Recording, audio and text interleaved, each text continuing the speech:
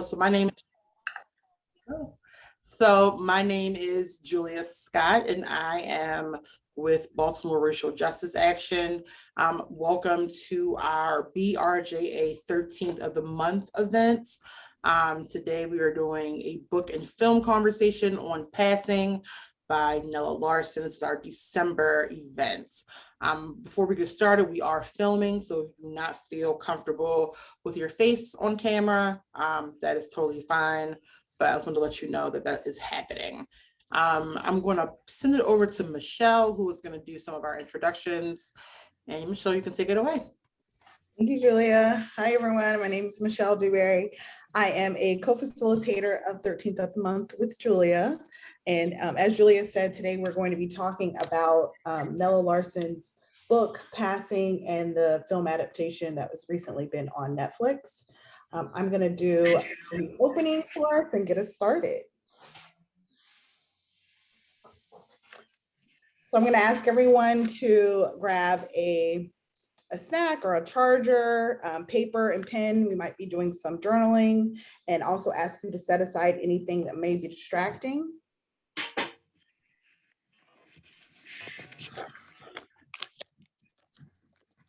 A little bit of, oh, wait. You all would take a few minutes to follow us on social media.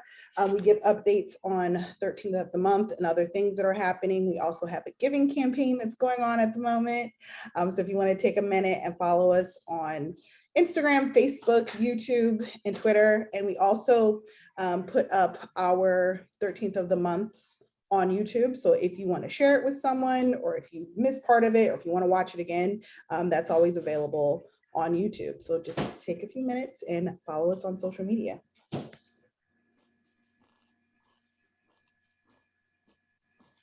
About us. Baltimore Racial Justice Action is a network of Maryland individuals committed to social transformation with an infinite emphasis on racial equity. BRJA was officially founded in 2003, but had its roots in the Agents of Change workshops that began in 1996. BRJA is a program of Fusion Partnerships, Inc., 501c3 nonprofit organization.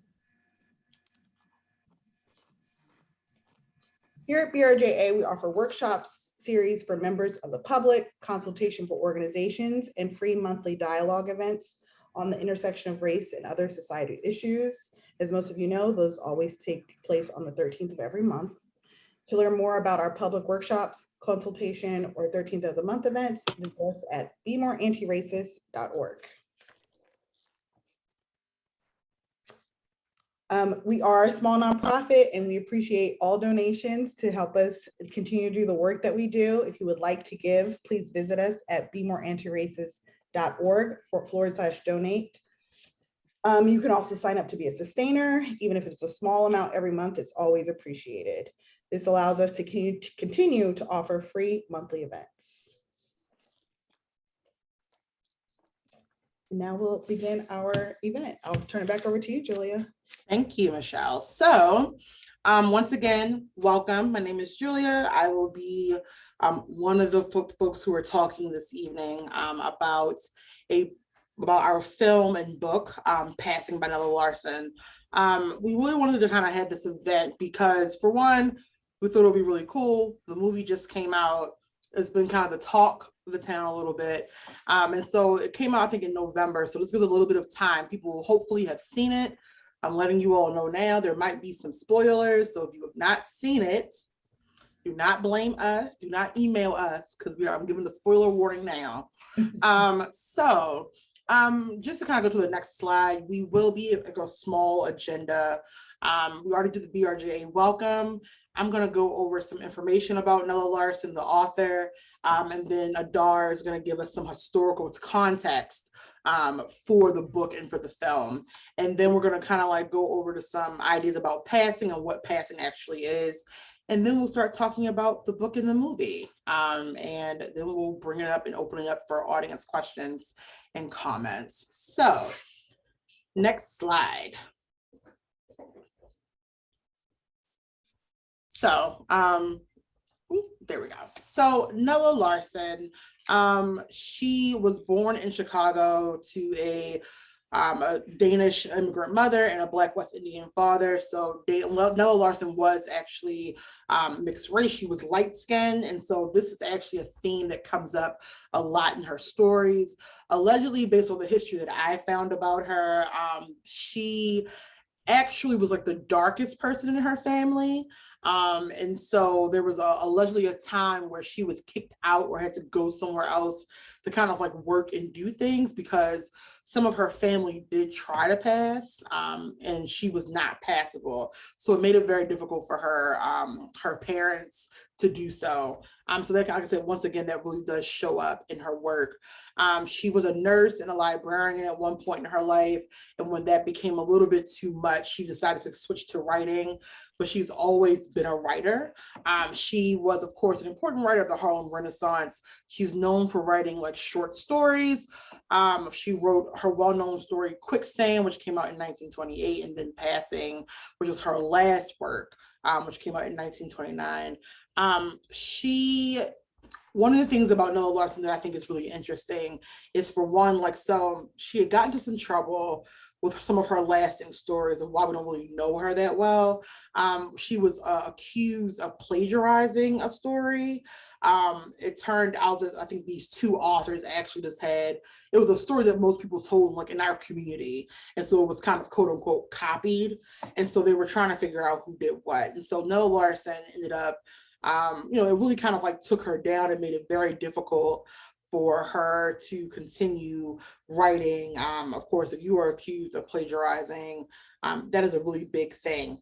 But other than that, she was known to be, I think, ahead of her time in the Harlem Renaissance. She told really important stories. A lot of them were almost kind of like horror in a way. Like, so the idea of passing, there's an element of horror and kind of just like fantasy there that really comes through in the book, but definitely is seen, I think, in the way the film was made. So there's a little bit about her. If you're able to pick up her book, there is like some of her other short stories, but Quicksand and Passing both deal with mixed race characters, the expectations of women of the time, and how they deal with them, trying to straddle that line. So that was kind of like something that I think is really unique and interesting. I do want to make sure that, because these are two important works, particularly Passing is very well known, and especially now that the film has come out, a lot more people are discussing it and talking about it. But when I think anytime we're talking about a book or a film or something that's based off of a book, it's important for us to understand and know the historical context of the time. So where do these ideas come from? Where do these themes come from? And so I'm going to pass it to Adar to actually talk a little bit more about the historical context of Passing. Thank you. So let me start by saying that Ms. Larson wrote the book in 1929. So at the time when she wrote the book, the country was only 64 years out of enslavement.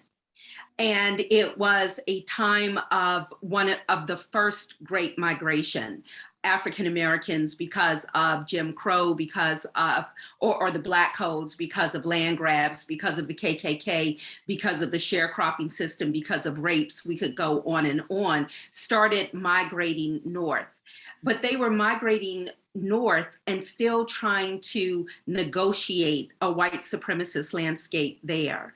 And one thing that that is talked about in this book is how class plays a role in this, how safety or lack thereof played a role in this.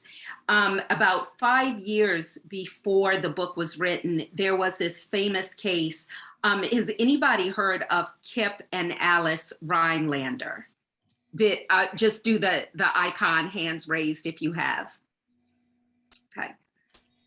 And I mention it because this was a case that was mentioned in the book. A woman who was passing, married, working class Black woman who was passing, married into a rich white family. And once it came out in the news that she was passing, there was this huge headline, something about a wealthy scion marries colored person's daughter, something like that. And then the father of the white guy sued for divorce. It was a huge scandal. It was a big thing. And so you see some of the elements of that in this book. Passing has been around forever. There were people who were enslaved, who disappeared, who grabbed their freedom, and who also worked their way into white society. So this concept of passing is not new. And the way in which only being 64 years out of enslavement impacted that, Julia mentioned the roles of women. So part of establishing a sphere of safety, no matter how shaky that was middle class African Americans trying to emulate the mores of middle class white people in terms of their relationships, in terms of their marriages, in terms of their dress, in terms of their habits. And that is also something that we see in the book, as well as in the movie, and also that both the book and the movie questions. So from my perspective, in order for us to really be able to really see the book and the movie and the story, we have to know what was going on in history during that time. Julia. Thank you for that, Adar. As someone who studied English for undergrad, one of the first things you learn is that books are, of course, property of their time. So it's almost like another form of historical reference. And so the fact that these topics were being discussed, and that these characters were kind of thinking through, what does it mean to be Black? What does it mean to be a woman? What does that mean for like my livelihood? Is really indicative of the time period and what people were actually thinking about, how communities were like moving and being shaped. So the historical reference and the impact is really important. Thank you for sharing. So in case folks did not know, of course, as Adar mentioned, passing is not new, right? So the history of passing is usually used to describe Black people who are passing or pretending to be white. Passers, they would usually cut themselves off from their community, so from their families, they're just like their neighborhoods. And so as I put here, it's resulting in a social death. So it was not just like oh, I pass on Mondays and then on Tuesdays I'm going back to my friends. Like you were not doing that, because not only could you get in trouble, but a lot of the time there could be retaliation against your family and your community for them knowing, quote unquote, that you were passing.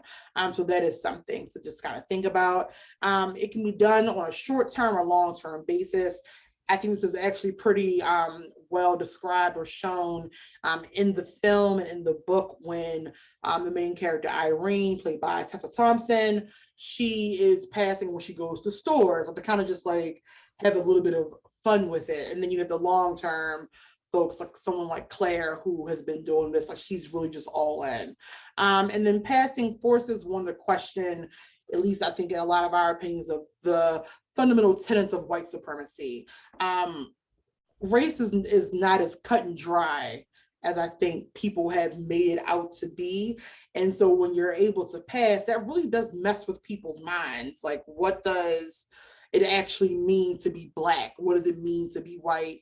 And these kind of rules that have been set up for a lot of folks of the time, that was very just like scary to them. So Alice Rylander, who Adar had brought up in that case, who I'm going to actually in the next slide, it kind of goes into, that really messed people up. It was like, well, wait a minute. Like, we think race is this, but if this person is able to go around and act like this, then what does this mean? And what does it mean for our thoughts about race and racism? So that is just a little bit of some quick information about passing. I'll go to the next slide. So this is actually a picture of Alice Jones, who was married to Kip Rylander, who was the son of one of the richest men in New York. And so the case was that Kip eventually took Alice to court for quote unquote tricking him into marriage by passing for white. So this was, as Adar mentioned, a huge case. It was like very sensationalized, like across, like, it was almost like Chicago. But one of the things that was interesting is that during the trial, she had to prove that, for one, like, she was Black and that she wasn't tricking him, that clearly there was he had to have known. She had to show her body in private, but to the jury and to the judge, to show that, like, yeah, no, like, I'm Black, and obviously I wasn't lying about it, because she had the features of someone who was Black. So her breasts were like brown. Like, they were just like, well, she couldn't have lied about that, and more than likely you all have been intimate, so you had to have known too. So there was like, that was essentially how she won, is that she was able to show her body, which is of course like obviously not okay, but like that's what proved that she wasn't lying. But she did. I'm sorry, because I feel like you're like soft selling it. Oh yeah. Let me share this. She had to strip naked. Mm-hmm. White men were paraded through a room where they got to gawk at her naked body. The color of her nipples was reported in the press, in mainstream press. The color of her legs, the color of her breast, her naked body, how her butt looked. This was a news story. She was publicly humiliated. And she had no other recourse but that. It was reminiscent of how Black men and women were treated at the slave auctions, when they had to stand up naked in public for everybody to see. So I just don't want us to like run past that, because the psychological weight of that, and again, the public ownership of Black people's bodies were all up in that. Absolutely. So, no, I appreciate that call. Thank you. Yes, like, it was a very big deal. It was reported on. I think that the thing that's interesting about it is how the ownership of the Black body, but even more that, like, clearly this person was saying, like, that was never enough. It's like, so it was never enough for her to just say, like, that's not true. It was never enough to believe that this white man could have known and have wanted to date this woman or like be with this woman, even though we know there's historical reference for a lot of interracial relationships, whether by choice or not. But this is what happened to Alice Jones. She did have to end up, she did agree rather to give up all rights to the Rylander name and fortune. So that was that's what she said she was going to do. However, she actually ended up outliving all of them. So she put Rylander on her gravestone, which Can I share what her lawyer said? Because please this do. was quoted. And so a lot of times, when we're talking about these issues, people will say, oh, it's not race, it's class. This is what the Rylander lawyer said. He said that Kip, who was her husband, accepted, and this is a quote, her less wealth, her poverty, and her inferior social position, but he would not tolerate, and again, quote, the undying disgrace of an alliance with colored blood. That is where he drew the line.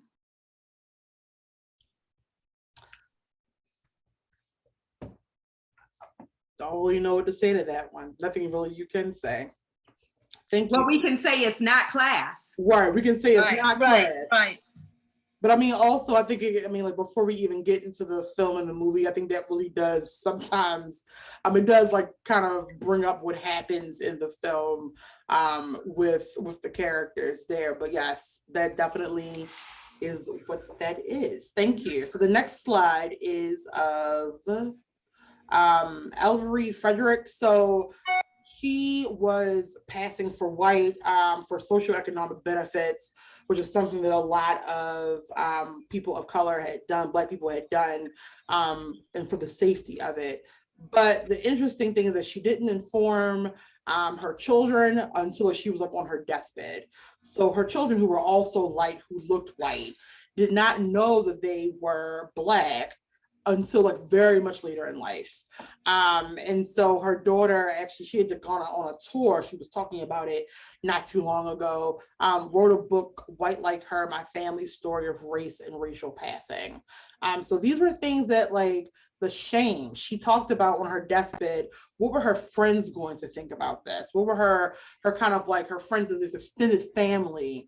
What were they going to think about her passing? And like, she didn't really know what to do. So that was a secret that she held to herself until she herself passed away. And then the next slide. So the other families here. So on the left side is Albert C. Johnston's family. So Albert C. Johnston was a doctor. He and his entire family ended up passing, which is just a feat. Is what's interesting, of course, is looking at these pictures. And for me, like, I see that they do not look white, right? And so that might actually come up for a lot of people, even in the movie, talking about this film. But I think it's important to understand, like, especially back then, the idea of what people thought white actually was and what Black actually was, and who got to decide that. So his entire family passed, and that was just kind of what they did. But it was pretty much known, like, to Black folks, that that's what was happening. And then, of course, on the right here, we have one of Baltimore's own, Babe Ruth. Now, Babe Ruth, we do not know if Babe Ruth was passing. We don't know if that's the case. But looking at Babe Ruth, there's been a lot of discussion about whether or not Babe Ruth was passing. Some of his time, even in playing baseball, he was called racial slurs. People have made kind of comments about the fact that he was passing, or that he was Black. So that is just a kind of a question mark. I don't want to get into any trouble or have the Babe Ruth fan club hit us up, but just to kind of show you also like what people kind of assume also, like what being Black looks like and what that could mean for folks who are passing. Can I say something quickly, Julia, about going the show? No, I just wanted to interject really quickly, because the other thing about Babe Ruth is that, so sometimes people who might have been accused of passing would usually shy away from being associated with the Black community. And that, I just want to speak up for Babe Ruth. That's not something he did, from what I read. Right. That he dated Black women. He spent a lot of time in Harlem. He advocated for Black people being integrated into the baseball league. So I just want to, I just want to say that that's something that he did not shy away from, that he did lean into supporting Black people in his own way, even though he received scrutiny for that. Absolutely. So we're about to actually get into the film discussion, but I want to make sure that I tell folks to either hold their questions, make sure you write them down, or you can throw them into the chat so we can, like, when we get to the audience portion, we are able to like call them out or like and have a conversation. So make sure. So the passing discussion. So I'm gonna ask folks on our panel, how did they feel about passing? So on this picture here on the left, that is actually the cover of the book. That's the one I had to read when I was in school. Really awesome cover, actually. And then this is the cover of the film that came out in November. So I want to make sure we put up both of them so people can see. What did we think about this movie? And what did we think about the book? I know that some of us have done both. What are our thoughts? Anthony? Yeah, I'm looking at Anthony too. Why did I get looked at? So I watched the movie. I did not get to read the book, and they are laughing at me because I thought I was going to struggle getting through and not being bored with it. But I wasn't bored with it. I actually thought that it was really interesting. I'll say that the main part that I think that I'm intrigued with that we're probably not going to touch later on is the point in which they are at the, I guess it's a club, it's a special event. And she's having the conversation with Hugh. I wrote his name down, the white man, Irene is. And I just found that I won't call it relationship, I'll call it maybe acquaintanceship. So very interesting that I thought it was fascinating at all that there are white people that come into this Black club and the white gays and watching people dance and having the chance to be able to dance with Black people, but then they go in their own separate world and they're part of this, but like behind closed doors, we affiliate and we act like we are friends or friendly. He was having his wife dance with Black men and was just like talking about how she was attracted to them, and Irene pushes back on him and talks about how that's exoticism. He's pushing on her and like, why aren't you passing? Like, and she was like crossing the line. And so it was interesting in this very segregated world and time that behind these closed doors, they had this relationship where they could kind of push each other, be a little bit uncomfortable. And I was intrigued by it. I will just say that I was very intrigued. Yes, the dancing scene, the party scenes where a lot of things start to come up and bubble up. I think about Irene, who was played by Tessa Thompson, it's Anthony's favorite actor. And yes.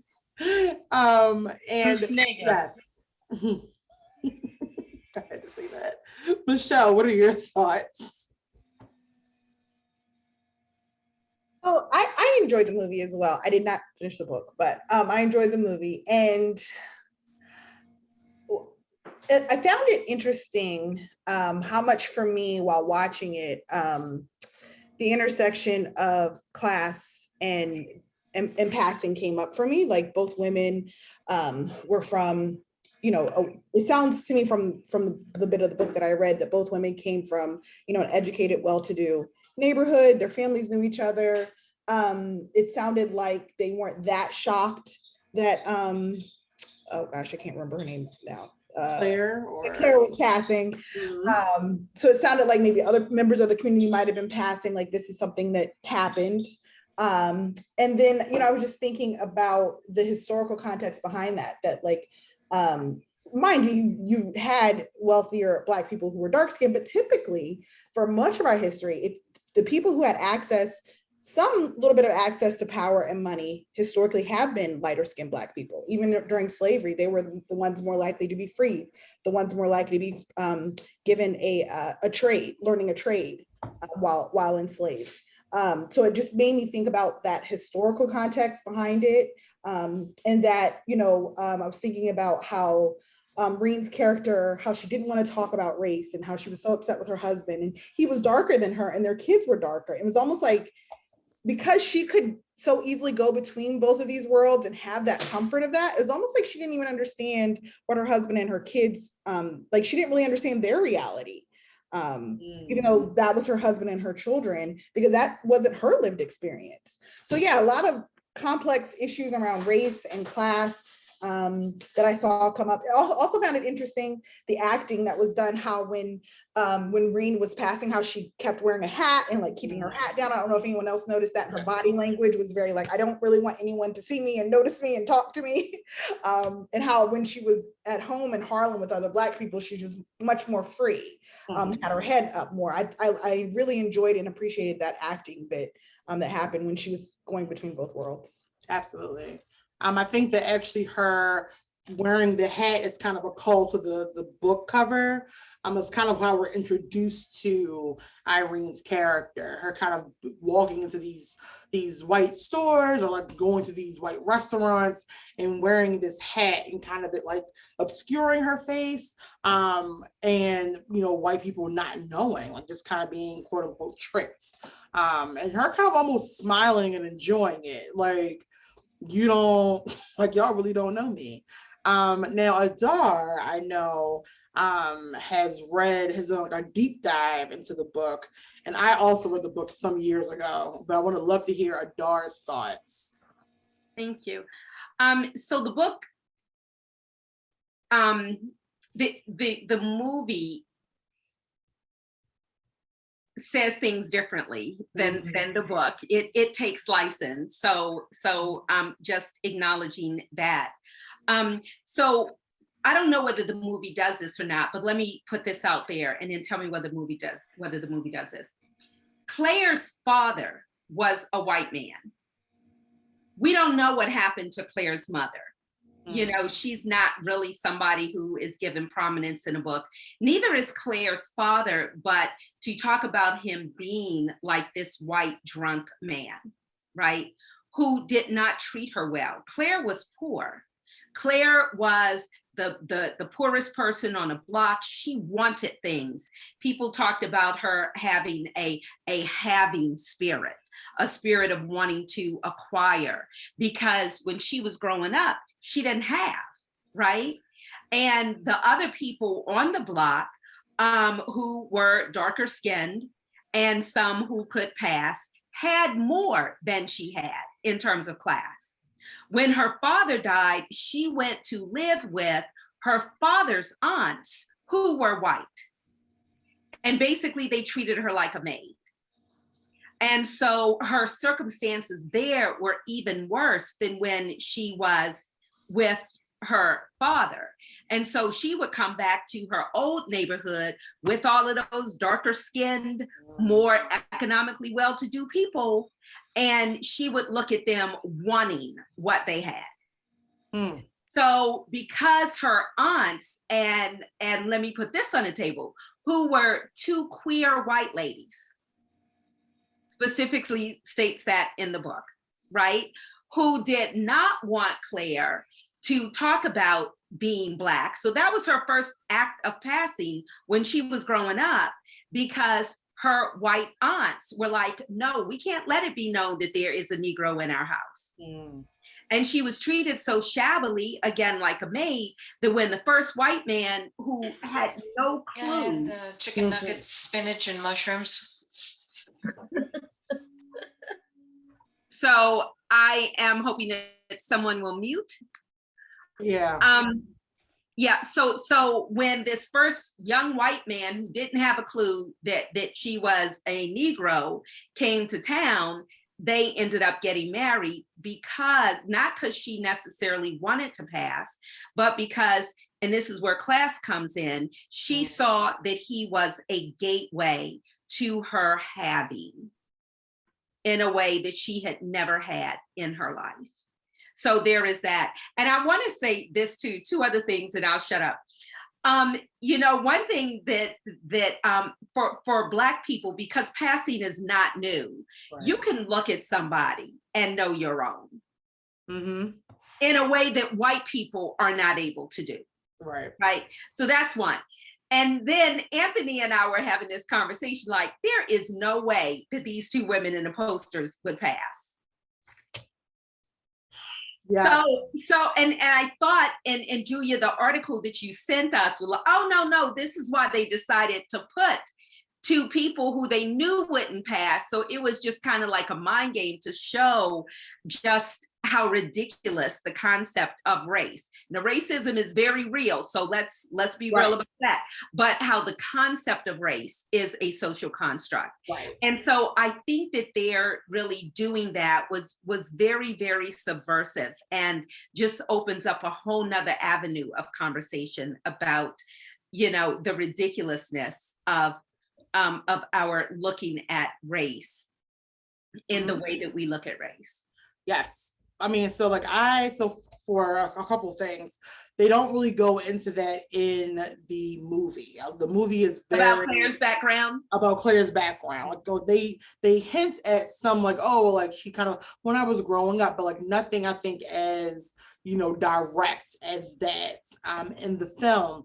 I think that and yes, like that was a huge, actually funny, and I just let you all know, when we were talking about like having this as an event, it's because the trailer had come out and Michelle and Anthony and I are on a text chat or on a group chat, and like Michelle was like, this, you know, like, do you really, can these two people pass? And like, I don't think this is like doable. This looks kind of ridiculous.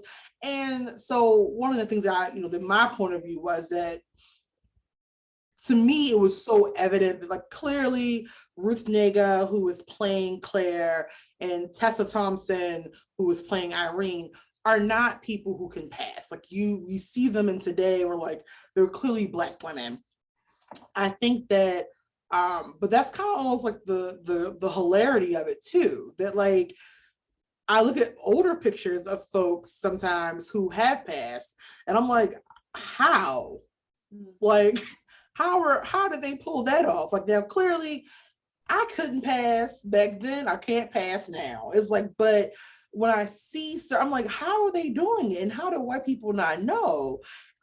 There's something almost, there's a sinisterness of it. There's also like a little bit of like hilarity to it. Like, they was walking around, y'all was getting fooled by this person. That is, I think, just like the interesting part of that. But I definitely, it was so very clear that these two actresses, I think, were chosen to kind of like make a commentary on the fact that it's almost ridiculous. Looking at race, even back then, who was allowed to pass, and how they did so. So I think that that's actually how this event came to be. Michelle, how do you feel now? Because that was before we even watched the movie. Yeah, no, I still agree with my original thoughts about that, but I was also thinking about another text thread we had where Adar was on there, and Adar was bringing up one of Johnny Cash's Johnny Cash's wives. And from the picture, to me, she looked very obviously Black. And I was thinking about the fact that it seems as though especially if a prominent white person was like, no, this is my white wife, almost, it's like, whoa, another white person vouched for her, so it must be true. Like, it seems like that was also a part of it too. Like, in the case of the movie, with Claire, she has a white husband. So as long as she's with her white husband, it gives her cachet, and it gives her even more credence for people to believe that she's white. And it's only when she goes to Harlem or risks going to Claire's house that there's this danger now, because now you're with Black people, so now people might start to question. But as long as she's with white people, and I think in the movie her husband said something like, yeah, she doesn't even like having a Black maid. There's this distance that has to happen to keep her alive. I think we see that very much today, and people like, this is the race that I want to be, and I will live the life and be around the people that are also this race. Culturally, I will dance like, I will sing like, whatever. And then people are like, oh, well then we got to give them a pass because they're living that life. Right. And we'll have these people by them that will like vouch for what is happening, or because other people want to question it, and it's like, oh, it's not polite to actually ask. Right. Just like let it go and let it slide. You don't actually ask and dig into it, and you're just like, okay, they're whatever they say they are, and people are whispering like, I guess. Like, yeah, it's kind of like the idea of the cookout invite. It's like, oh well, you listen to some really good music and you season your food a couple times, and it's like, well, now you're one of us. And it's like, no, but like I think that the opposite ends up happening in this regard. It's a very different thing and a lot more dangerous. When we're talking about someone passing as white. I think that one of the things that you brought up with the maid, which is I think a really big point of contention in the relationship between Claire and Irene. So their maid Zoo she's Irene's maid, and we see throughout the film that like Irene is constantly just treating Zoo like crap, right? Like she's kind of like distant and like very mean, not extremely mean, but just like really kind of hard on her. And yet when Claire comes to town, Claire is almost like my sister, my long lost sister. Oh my gosh, like you're cooking the food the way, oh, like I miss this. Just like this very strange camaraderie for someone who is around white people all the time. Now, of course, that can be because, for one, she's kind of getting to play the Black auntie. She's kind of visiting. because she is passing as white. She doesn't have that space to do that in her regular life. But when she comes to Harlem, it is like she's in a theme park, right? And so, but even though that's not surprising for me from Claire's point of view, but I think that Irene's relationship with her maid is very interesting, considering, some of the class dynamics that really do pop up between them. How did anybody else feel about that relationship? So I feel, I mean, again, this goes back to the respectability politics of it all, the conversation about safety. Claire, Claire can do anything she wants. She is perceived as a white woman in America. Mm-hmm. Nobody is going to step to her with any type of disrespect, right? She's not in any danger of being grabbed off of a street and raped, like any Black woman of any economic status is. Mm-hmm. She doesn't have to be perfect to be seen as deserving of humanity. She just is. Mm-hmm. Irene is trying to have an augmented cloak of safety through class that she cannot get through race. Mm. Right? And so she goes to extreme measures to separate herself from this lower class of person who is not as safe as she feels her economic class is making her. Mm-hmm. Claire can go out being like, have a lower economic status than Irene does, and she still would be safer. Mm. Her humanity would not be questioned. I'm not saying she'd have it easy. I'm not saying she'd be completely safe. We know that that's not true. Right. I'm saying safer. Right. So they enter into the conversations and the respectability dynamic from completely different places. Yeah. Except Irene is on a tightrope, because if she was outed, that safety would be stripped away, and she would fall even lower, quote unquote, than Irene, because she had duped white people. Yeah. And they would need to make her pay for that. Yeah. No, I agree with all of that, Adar. And kind of back to what Julia was saying, I also think the other layer of it was that when Irene would come and visit them, it's almost like she was like starved of being around Blackness, and she missed it, and she longed for it. And it was like, I kind of felt like she liked being friendly with her maid, because it was just this is an even more Black person. You know what I mean? Mm-hmm. Like, I just want to sit next to her and talk to her and listen to the way she talks. And I could relate to it, because at times in my life, I've lived in places where I wasn't around a lot of Black people, and I missed Black people. So I can relate with her on that level. Like, I can't imagine not having that in my life. And then when you're around it, you just want to soak it up, Right. Not saying that all of her choices are right, but I think on a human level, I could just relate to her need for that. Right. Yeah. I mean, I think that's the other part of it. She's kind of like, I think as another BRJA member, described Claire as like a vulture. Like she kind of comes in and she takes advantage, and so she's like dancing and eating and living high on the hog, in the Black light. And then she's able to go back, to her kind of white, tower of safety, to an extent. So I think that's also a thing. Anthony, did you have anything to share? I was that gave my favorite quote of the movie, when the husband tells Irene, and he's like, "You're as busy as a cat with fleas." Don't cover your ears, Neil. And so at first in the beginning, I was like, oh, she is busy. But then you keep seeing her sleep in the chair, and you see her treating, what was it, Zoo, like she is the help. There's the point in which Irene comes to the house and she goes, "It's not what you think it is. Our relationship is different." But is it that much different? Like the way that she treats her, and I think she was mean. I think that she was short. I think that she was kind of unforgiving, and I'm saying this in a way that she tried to exude this politeness, you know what I mean? But out of her politeness, I don't think there's anyone in the whole film that I saw that she was kind of short with in that way. There were sometimes with the husband, but like not in the way that it was with the maid.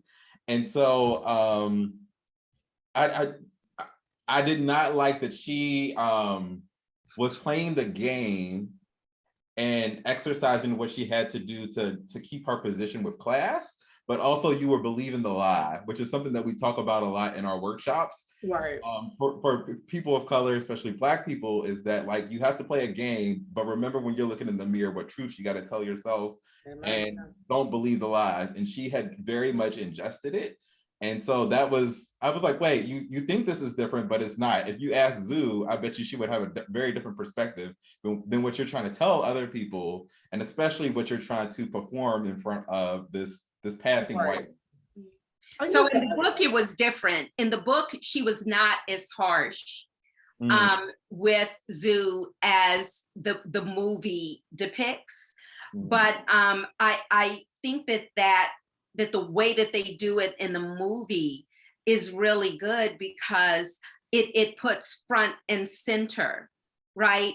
The performative nature of buying into and colluding with white respectability practices that Black people, again, to be seen as human, as people who are deserving of respect, you know, that they are, that they have to perform in order to make it, to negotiate white America, especially in 1929. Yeah, I think that's it's such a, for me, by the end of it, I really wanted to hear what Zoo had to say about all of it. I was like, I wonder what, because there was a moment where she was asking for something. Irene asked her for something and she was chopping and she was looking like, girl, if you do not get out this kitchen.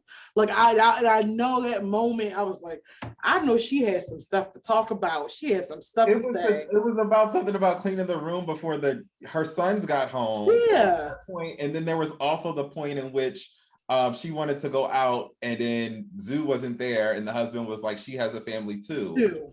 Two things that Irene should have been able to relate to as a mom and be like, you know what, she does. And I need to give some space. And it was just like, I guess. But to me, that goes back again to how she also seems a bit oblivious to her own husband and children's lived experience in America. Like, she just, it's weird. It's like she's in this little bubble of this person who has a lot of light skin privilege and has class privilege. And it's just a little odd to me.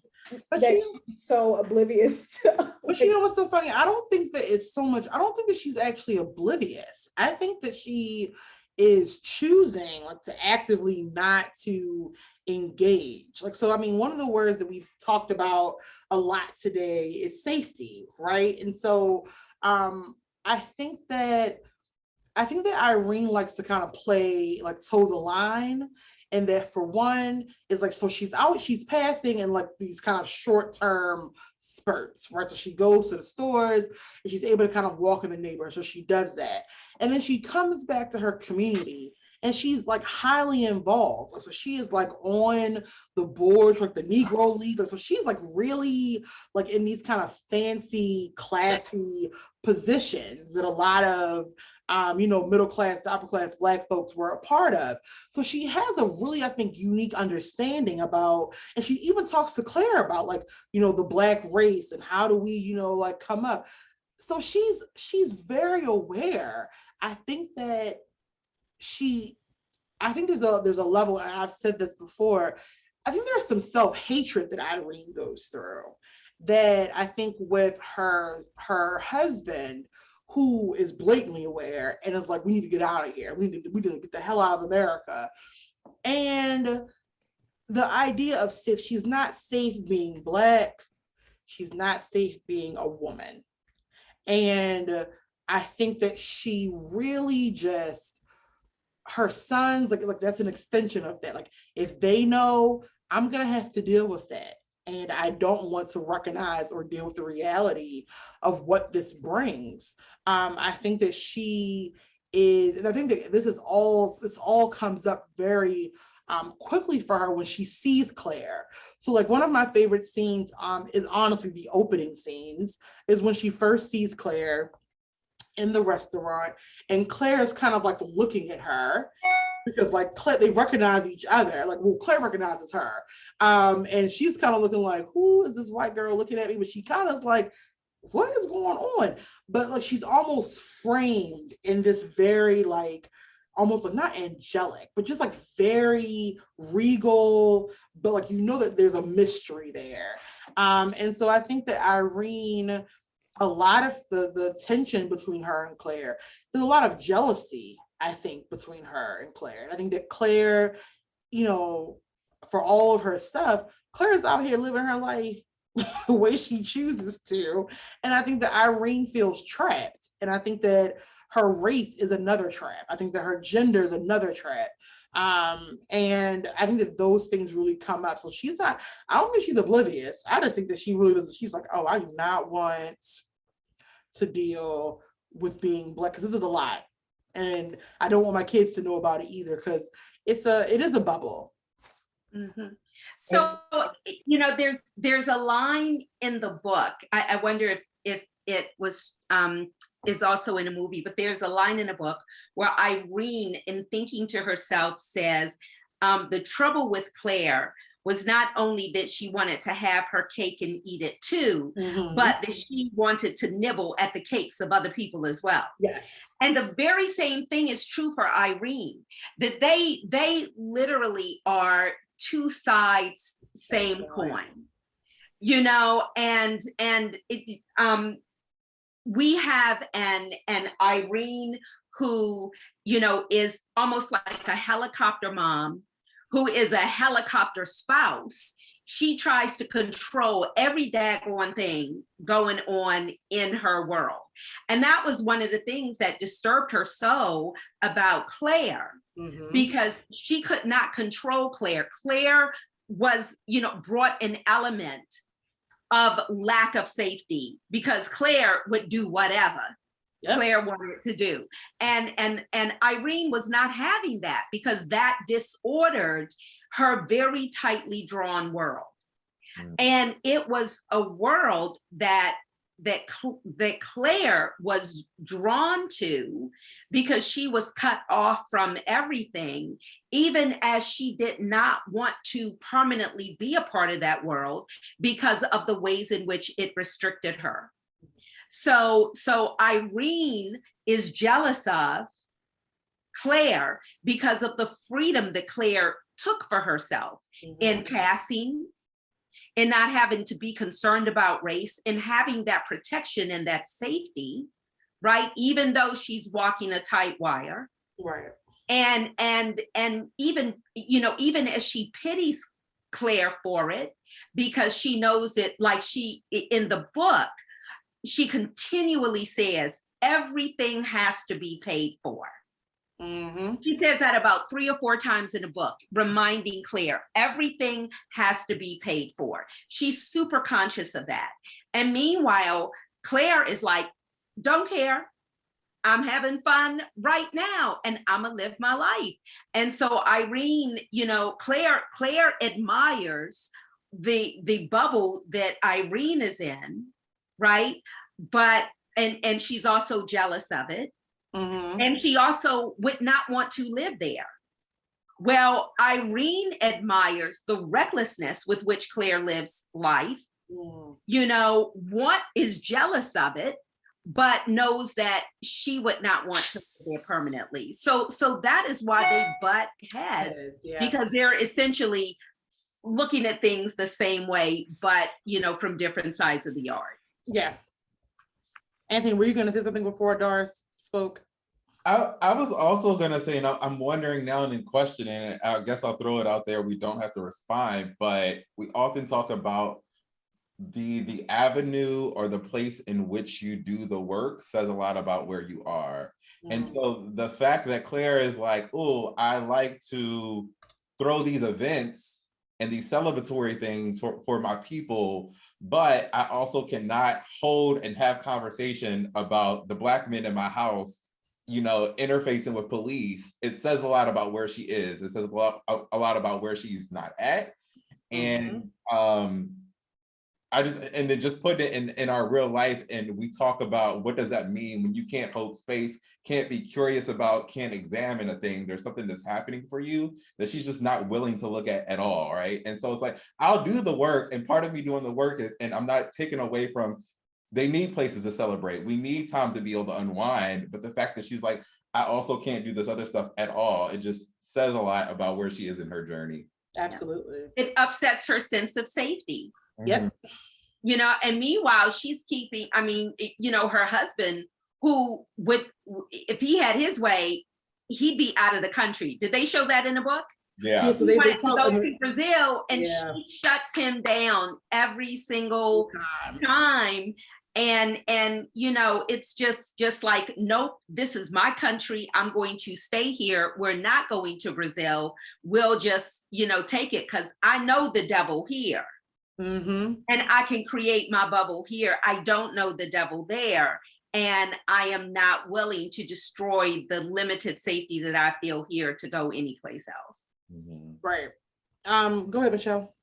No, I'm loving this conversation. And when Adar was talking about the tensions between the two women, it made me think about, and I feel like we talked about this in the when we initially talked about doing this event, it made me think about the fact that we're talking about women who have money, who have light skin privilege, who have class privilege, who live in New York City, which allows them to have certain, to be able to do certain things you couldn't do in the South, right?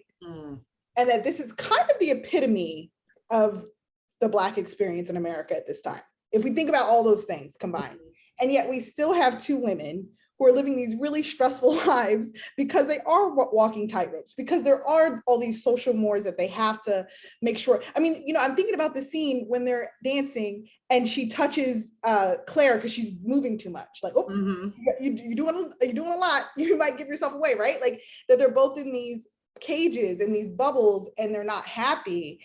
And I'm just thinking about like how, because of racism, how Black women have always been forced to make difficult decisions, to make hard decisions for their family, hard decisions for their own safety, hard decisions for how they are in society. And it just, that's what was coming up for me when Adar was talking about that tension. Yes.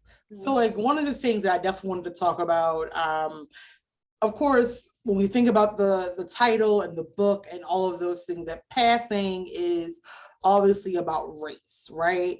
But there could be a possible kind of like other secondary theme about, I think, sexuality and like the relationship between Claire and Irene is like, you know, it's implied that there might have been something, or they're like, and so that can be read in multiple ways. I think that for one, the jealousy can be read as like this kind of weird sexual tension between the two women. And also some of her jealousy, I think, between the way Claire and her husband, between Claire and Irene's husband, they kind of like interact in a few things. And as my friends know, I'm going to say, just to let people know, technically, in my opinion, Irene is an unreliable narrator, so we cannot trust everything that she is seeing or saying, because we don't really know. So there's a scene in the movie where she's coming down the steps and she is looking in a mirror.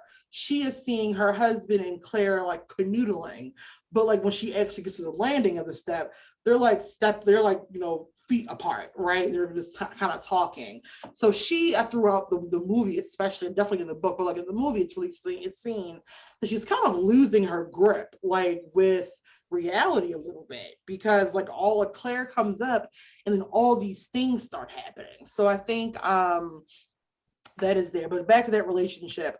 One of the things that we had talked about is the fact that safety, and I think the ideas of like this race, right? Race and gender and class, there's not actually safety on either side. So it's like Claire is doing this and there's safety in it. There's privileges that come with it. But like Claire's actually pretty dangerous. It's like she is married to a racist white man who nicknamed her Nig, which was just like girl, what are you doing? So she, like, that was a whole moment. Like, what? You have that. Then you had the fact that, like, she talked about having a child and how she was so nervous because she didn't know how the child was going to turn out. So you have that. And then, like, so you have all of those things happening. And she is still like, oh, well, I'm going to Harlem and I'm going to dance it up. And I'm going to hang out with my Black friends. And it's like, I thought we were trying to, like, be safe, girl. I thought we was going to be over there. So there's safety, like, there's an illusion of safety. So even when you're trying to pass, you're not actually safe. And then you have the actuality of being a Black woman. And she's not safe either from being Black or from being a woman. So what do we think about, I think, those kind of lines between these two women, like the idea of safety, the idea of, like, it being a cage as well, that, like, whiteness is a cage, that being, you know, a woman, there's a level of being a cage there as well.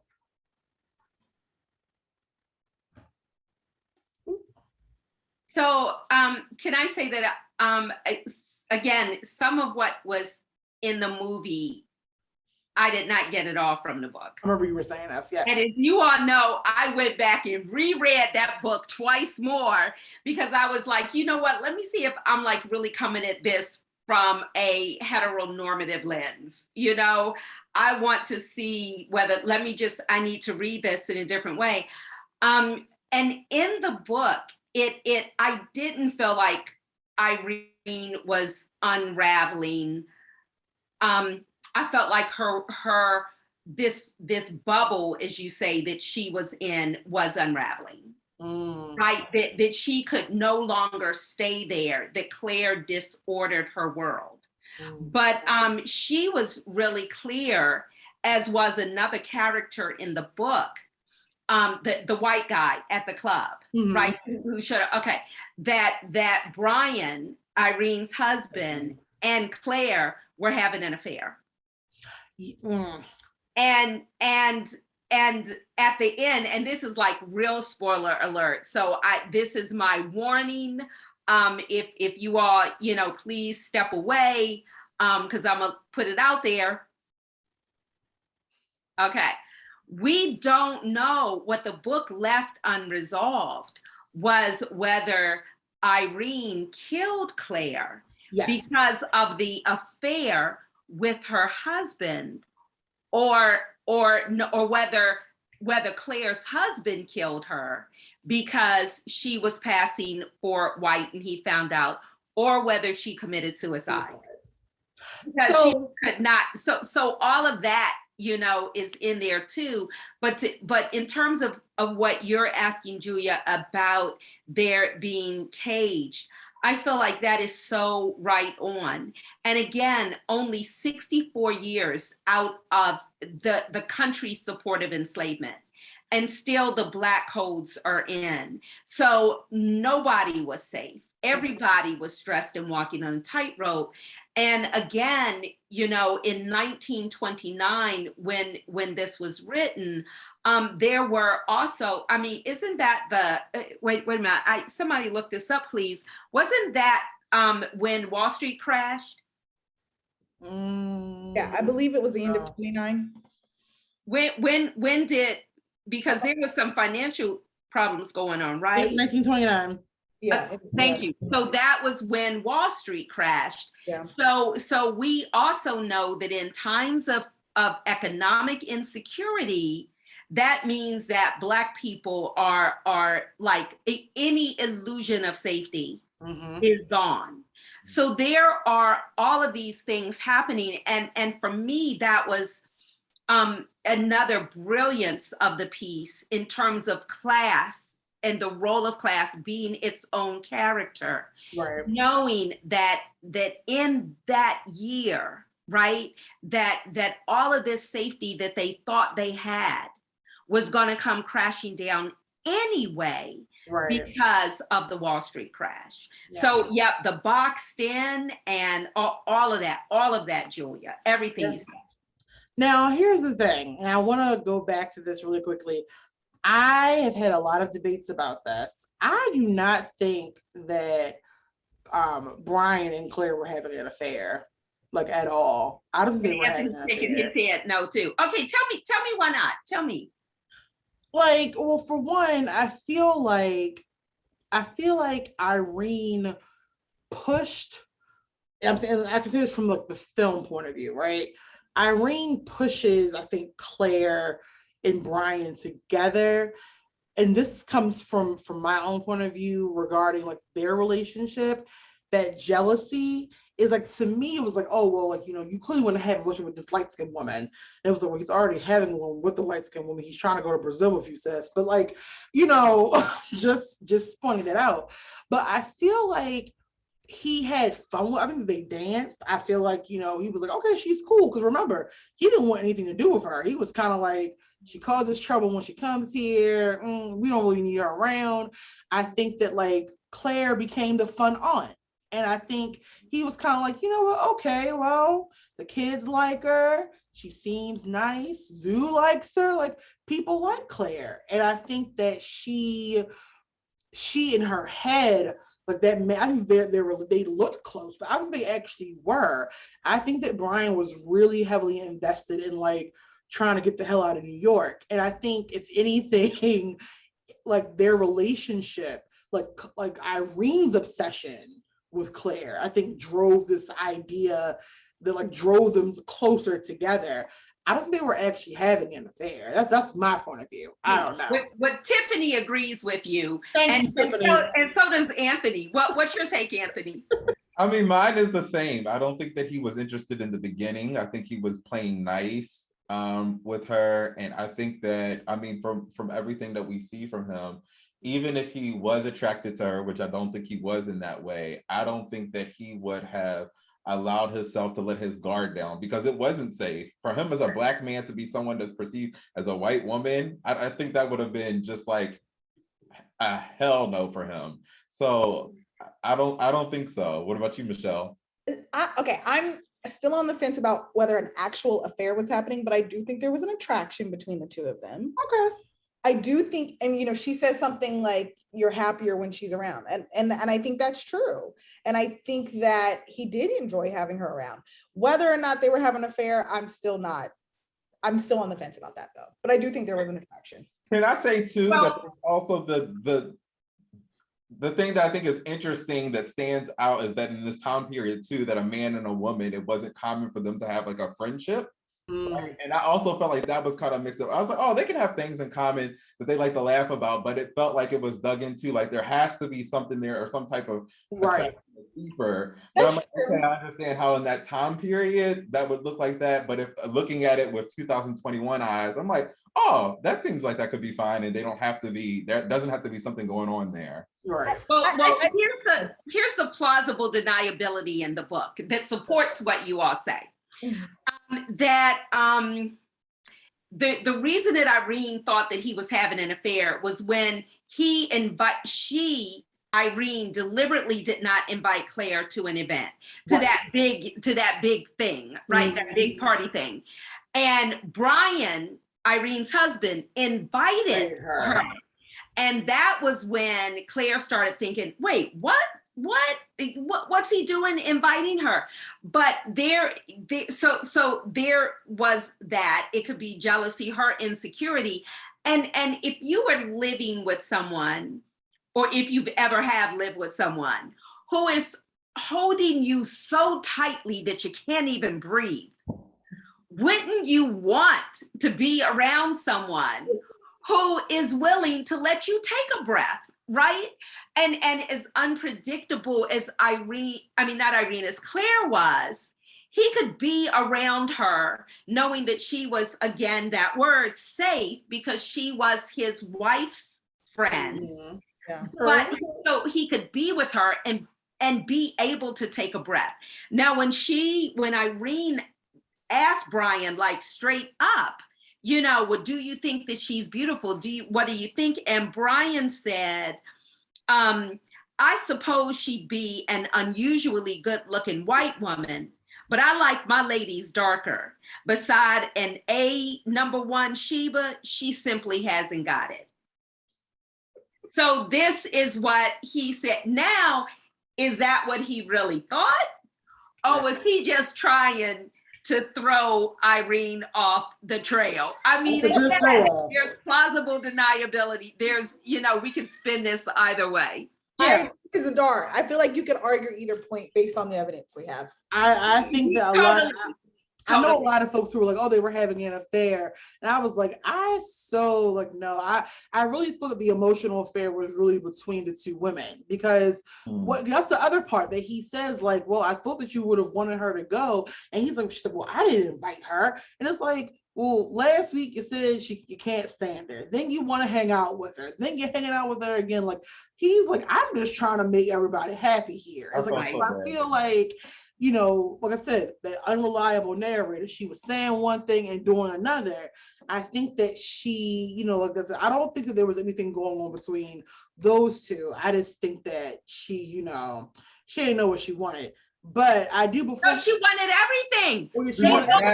They wanted their cake, everybody else's cake, and to nibble around the edges of everything else. And everybody was supposed to know it and just go with it. Go with it. Yeah, I think that kind of brings us, I want to make sure we're going to open up to the audience as well. But like, so you can start putting your questions in or getting your questions ready. But like the ending, I want everyone on the panel, what do you think, who do you think pushed or jumped? Which one? Because I personally think that Irene, I feel like in the movie especially, I feel like Irene honestly was protecting her, but also kind of pushing. And then she was like, oh crap, she fell. And that's sad. But that's kind of where I'm landing towards it. I'm not sure what other people think. Anthony, Michelle. I'm on the fence. I feel like we are purposely given limited information. Mm-hmm. I think Nella Larsen did that for a reason. And I think she wanted us, maybe it's like our own personal perspectives. This makes us see her story in a certain way. So yeah, I feel like I'm on the fence and I'm not, I feel like we're missing a lot of context, a lot of information. Where were you, Anthony? I thought that I had missed something the first time that I was watching and I rewound it and I was like, oh wait, I think it's supposed to be like that. But I stopped asking and trying to figure it out when I was like, I think that Claire wanted to go. Like there's the moment that it's happening, he comes in, I'm like, run! Like it's a horror movie, hide under the bed or something. Right. And gives Irene the look like, yeah, it's about to go down. And so I think that she was ready. So I guess to me, I'm not debating anymore. I'm like, she wanted to go. She was ready to go. If she jumped, got pushed by the husband, got pushed by Irene, she was like, thank you to whoever did it. And that's exactly how I feel. I feel like Irene pushed her and Claire on the way down was smiling and saying, thank God somebody did it. Lordy. That is funny. Yeah, no, I definitely think that she really was like, oh, like, because they're like, when he's knocking on the door and he's arguing, she's kind of looking like she knew who was out there. She was like, oh, there you go. What was she doing? Asking for another drink or something? Yeah, like, look, she was like, it's time to go. I'm not gonna be here for a long time. But to the point where, like, you had your white husband come raging. You know how much danger that brought in there, and for exactly. Everyone. Like, even if she was like, "I'm ready to go," how many lives she put at risk? Yep. Death, and she was just like, "I'm out of here." But again, that is who she was. I mean, to me, that scene was the essence of Claire. Mm-hmm. She was going to do what she wanted to do, and she did not care about the fallout. And I also think that there was real pain there. Mm-hmm. You know, I mean, like, this is a woman who was living in pain. And, you know, I feel like she was ready to go. And if you notice that, well, I don't know about the movie, but in the book, she was always disengaged from her daughter. Mm-hmm. You know, she didn't even want to go to Switzerland or wherever they had the daughter boarded up. She did not want to go there to see the daughter. She wanted the husband to go by himself so that she can stay in Harlem and really cut loose and have a good time. Yet she was always over at Irene's house talking to Irene, to Brian, to the two little boys, or to the maid. You know, she was engaged with them and completely disconnected with the life she had chosen. Yeah. So yeah, she was smiling on the way down. Yeah, She was wow. ready. See? So what we want to do now, we want to open this up to the audience. If you have any questions or comments, we would love to hear them. I didn't see anyone put anything in the chat, but if there's anything that folks want to say, please feel free to, you know, open up the mic and speak. Also, while people are typing in, I'm realizing that if this movie were to happen in the 90s, like Claire was like the neighbor that never goes home. Like she was always over at the house. Yes, she was. Yes, she was. Poor girl. She just, I mean, I think that that's the other part is if the idea that she would want to go is, I think that it's definitely there because like we mentioned, a lot of the time when you did pass, you were cutting yourself off from your community. And one of the more like, I think, poignant things that Michelle, Anthony, and I discussed in that chat last month was that that's how insidious like racism and white supremacy actually is that you would choose to do this. Yeah. And then it's like you're cutting yourself off. Like, do you know how, like when I think about my family and my friends and like my extended people, right? Like they can make life worth living. So even when things are difficult, you have this community to lean on. And the idea that like you would give that up and you have to survive without it, because you didn't have a community with white people. It's like that's not, you're so busy trying to pass, you can't really create a real community. You can't let your hair down. So I thought that was like if she was ready to go, I could understand it. Like it is, that's a lot. Bonnie, how would this have been different if it took place in the South where there was forced segregation? Bonnie, I think that's even more of a horror movie than what this was. So, but can I say something to that too, though? Yeah. Because a lot of times we want to like split between North and South. Listen, it would have played out the way that it played out. Only in the South, people would know that you were Black. I mean, unless you left. But the North had its segregation too. This book, there was segregation. Sure, people met up in Harlem because white people have always loved to creep in Black folk spots to do whatever they wanted to do. It was like that in the South, and it was like that in the North. It was just like a little more open about it in the North. But, you know, it's, I mean, there is that, and let's just acknowledge that. I completely agree, Adar, because the only time Black and white people are mixing is in Harlem. We don't see any scenes of Black and white people mixing outside of Harlem. And that's pretty much the case. Black people knew, oh, you couldn't be in certain places unless you were working. You know, when you got off work, you better go back home. And that was true in the North as well.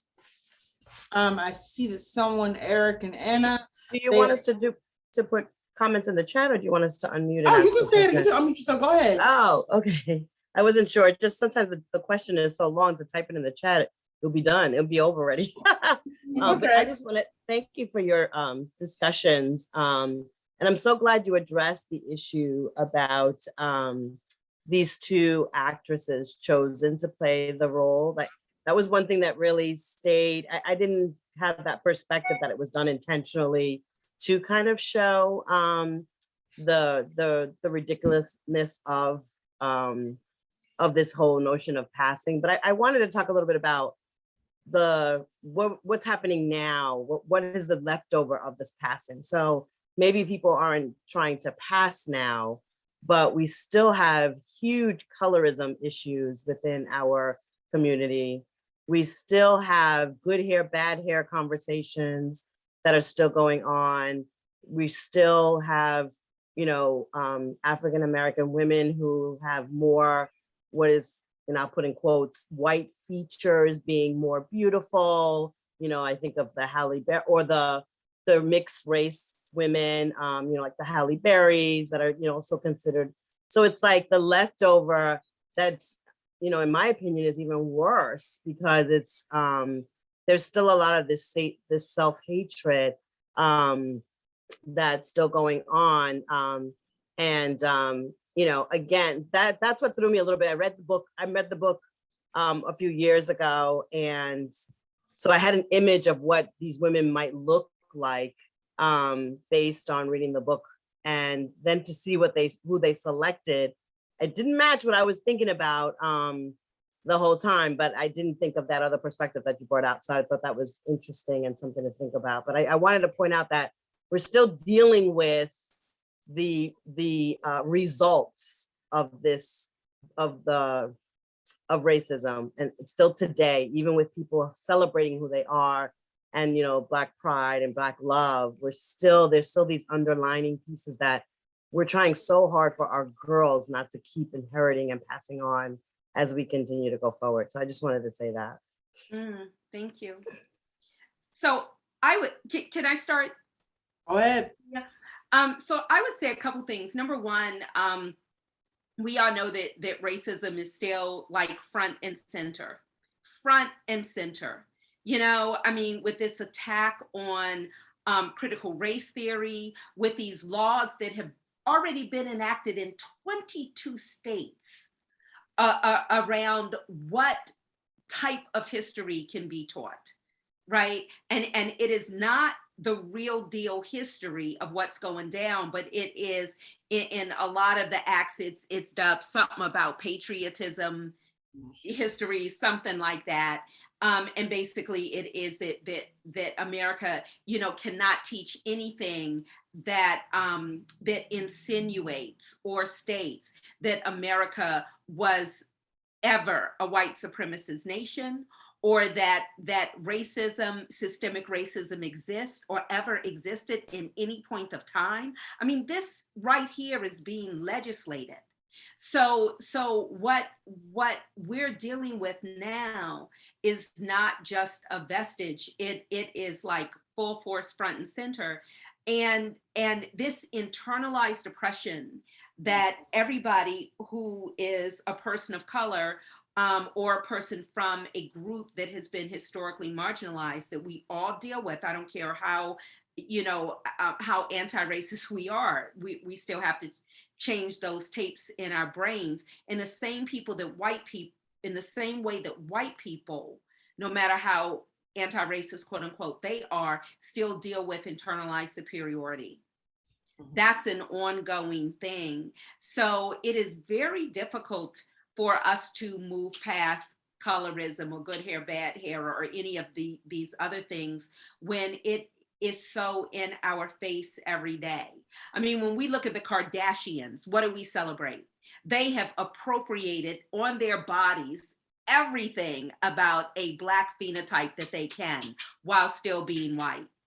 And even Black people celebrate them.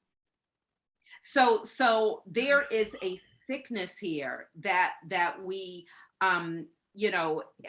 we are dealing with, even as we're trying to change. The other thing I'll say, and then I'll shut up, is, passing is still going on, but just in a different form. But when we have Black legislators who are in office, or people in our workplaces who are continuing to say, don't rock the boat, they're passing.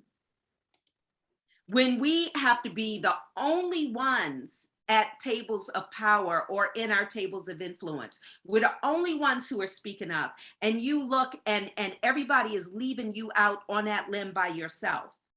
The people of color, and especially the Black people, they're passing. The white people are just sitting there trying to pretend like this stuff doesn't exist. And so they're colluding in it. So we're talking about like a very specific type of passing, but passing, we all do it in some way just about every day. And we have to examine the ways in which we pass and the reasons why. Okay, I'll shut up. Anthony. I didn't have anything to add I on. don't know who wants to follow Adar after Adar So starts I Julia, don't talking. have anything to Michelle, back it up others, well. what? Well, no, I mean, yeah, I think absolutely you brought up some excellent points. I think that, one of the questions we talked about with this event was, why is this story relevant today? And I think that Adar has brought up some points, but even more that the idea of what passing actually is not, like I said, it can go beyond like the kind of very specific definition that we've discussed here tonight, but that it's also, I think, like a lot of the characters in the story are passing for happy. I think people are passing for like for straight. I think that people are passing for like wanting to actually be involved and loving who they are. Those are all things that I think come up in the story. I mean, in fact, Irene says like, we're all passing for one thing or another. And I think that really does kind of speak to what all of this is actually about. That whether it's race, whether it's, gender, like we're all just trying to survive. And surviving is difficult when you have to start worrying about the color of your skin or how your hair looks or your gender or your sexuality. These are all extra things that make it that much harder to live your life. And so I think passing is, yes, it's definitely about racial passing. That is definitely what this story is about. But there's all these other little, these kind of like pieces in that book and in that movie they go well beyond just the race of these characters.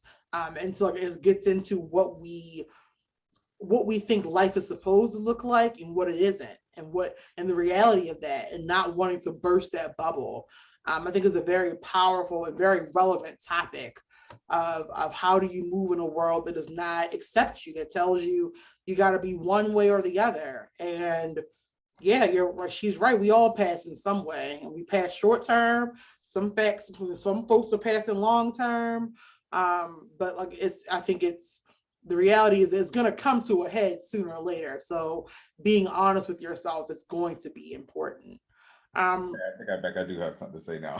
Okay, go ahead, Anthony. So now y'all are making me think about and talking about passing in the many ways that we have, and I've talked to Adar about this, we have Black people have decided that we have to hold on tight, and there's a certain vehicle that it is that we ride on to get whatever the thing is. And so let's say that it's the safety that Irene was like, I have to hold on to this vehicle for safety, like this class that I'm in, the way that I celebrate Blackness within this very isolated place, but not outside of that. If I have on these blinders, like that is me fighting for safety. And if I continue to just like pretend that these things aren't happening, then things are going to get better. The same way that Black people, I feel like in the 80s and 90s, like the thing that you were taught is get an education.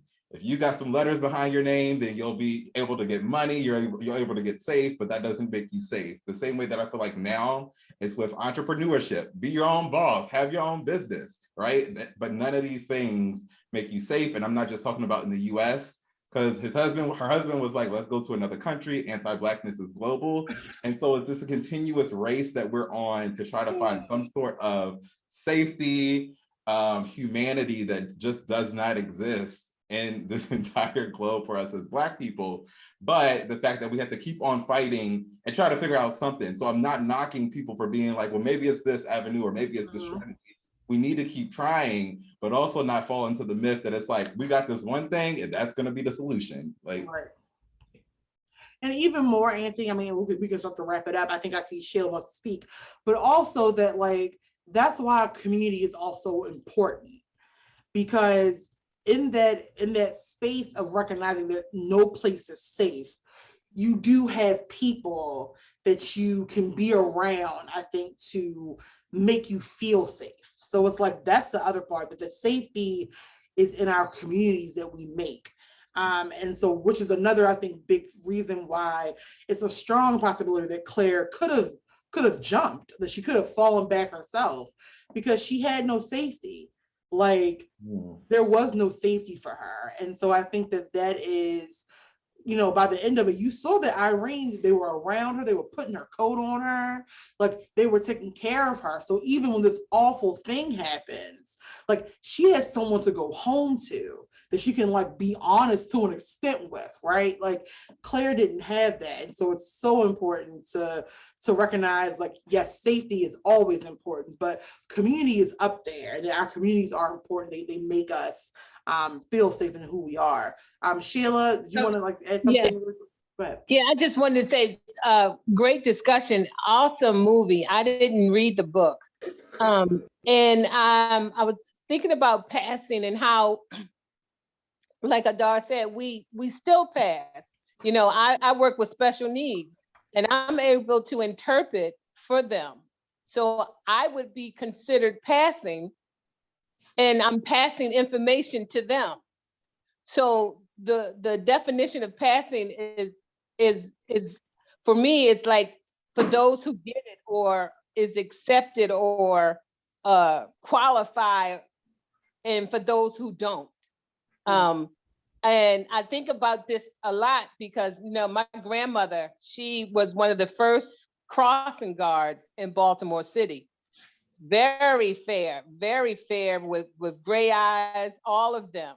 And but her hair was nappy. And I know she could not have gotten that job if she was darker. I know that that's a job that she would not have. So I guess the question was, can people pass for good things too? You know what I mean? Like, I know certain aunts would go downtown and buy stuff for everybody, you know. So is there passing for some good things too? That's my question. So Sheila, I think that you bring up a really interesting point, and it is something that we don't talk about enough, and so it allows the history to be distorted.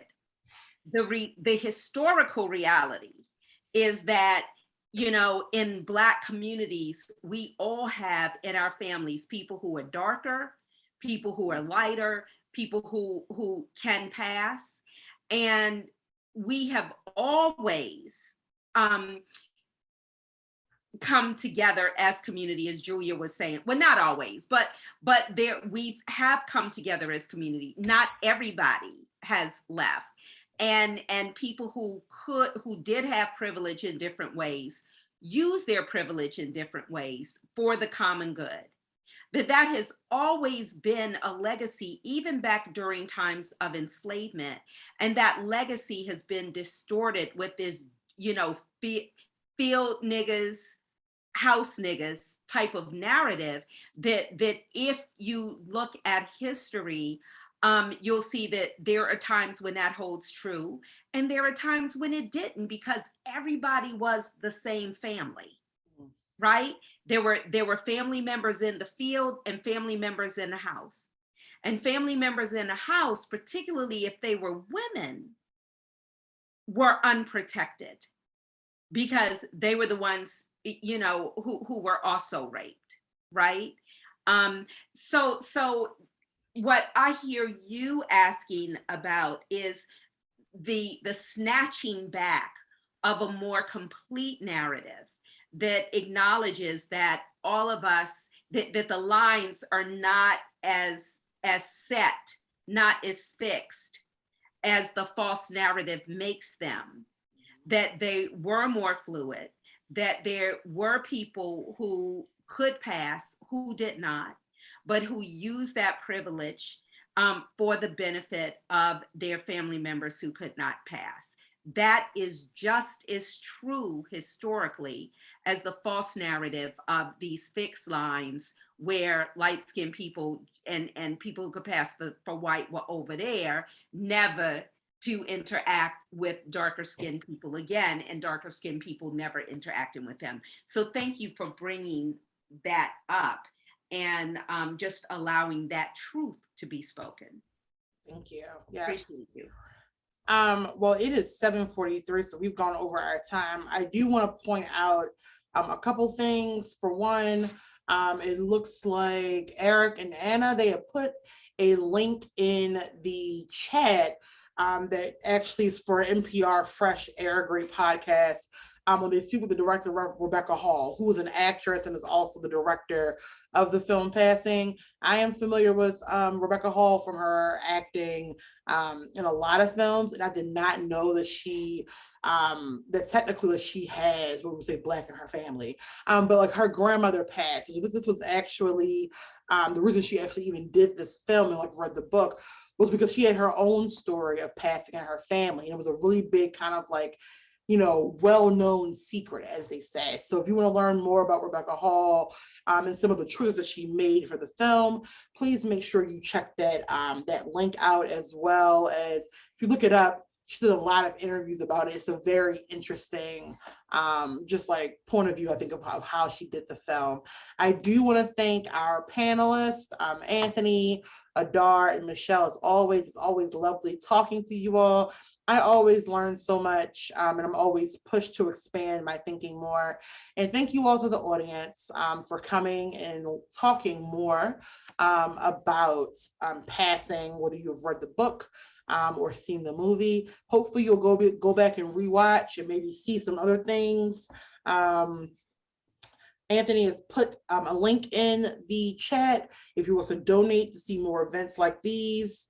And if you have any other questions, thank you. But thank you all for coming. Thank you for listening, and thank you for your questions. Thank you, everyone. Thank you all. Bye. Happy holidays. Yes, happy holidays. Stay safe and get some rest, folks, as we all deserve.